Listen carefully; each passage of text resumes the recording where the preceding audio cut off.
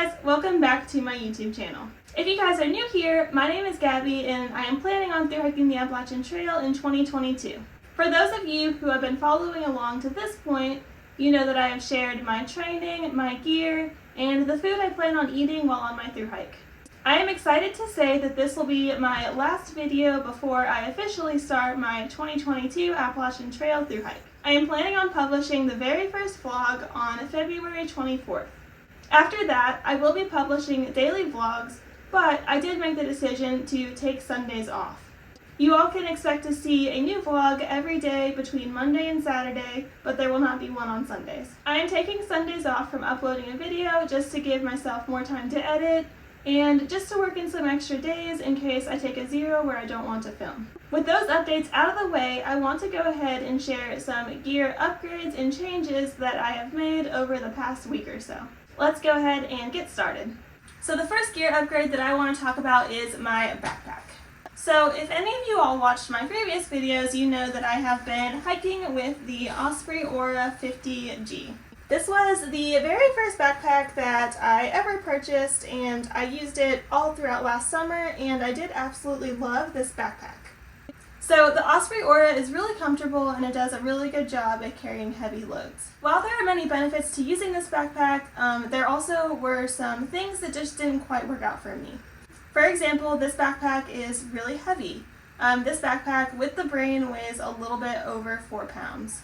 While I know that the weight isn't everything, there are some things about this backpack that just kind of get in the way and that I personally don't really need.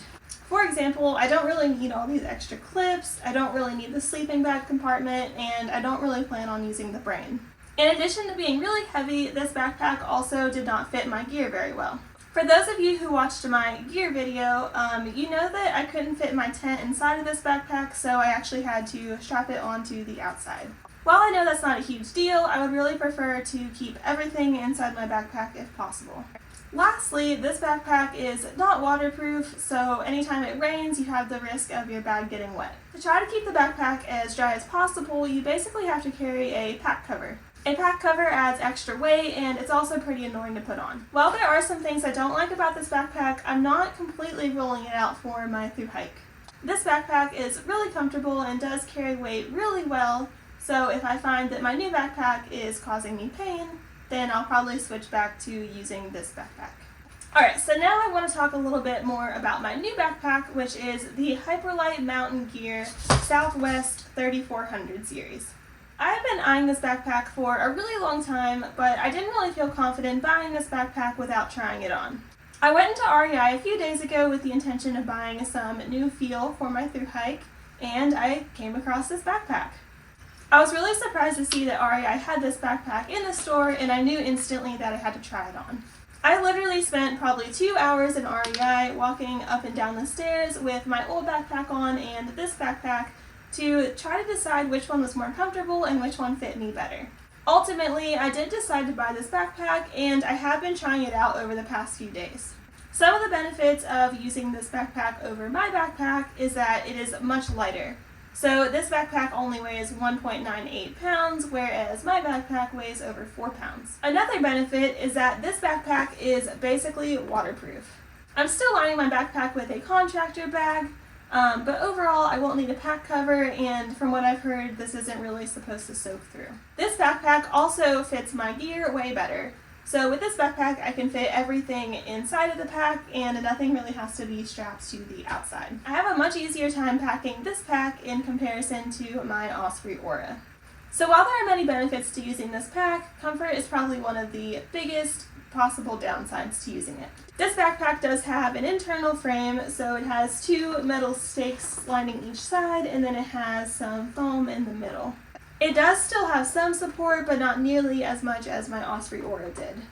It also has much thinner shoulder straps, so there may be a little bit more pressure on the shoulders, and it also has thinner hip belts, so it may not hold the weight as well as my hip belts on my Osprey Aura did.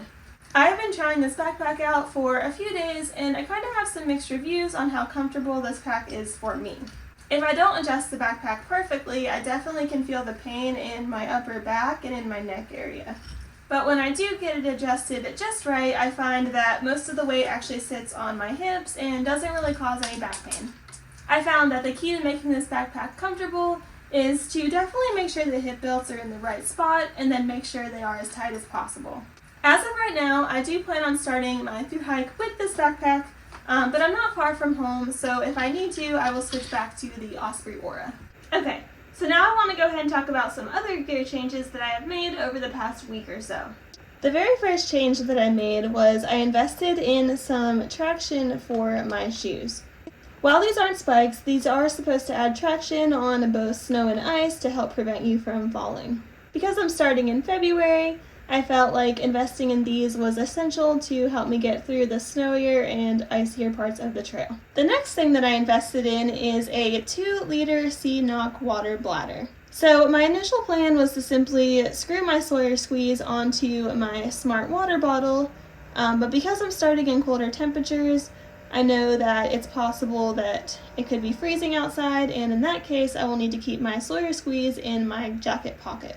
Because I don't want to leave my Sawyer Squeeze attached to my Smart water bottle, I am going to collect my water in this Sea-Knock bag and then filter through the bottom into my water bottle.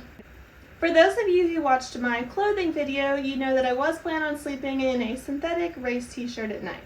While I think that that shirt would have been an okay choice, I did decide to invest in a mid-weight base layer from REI.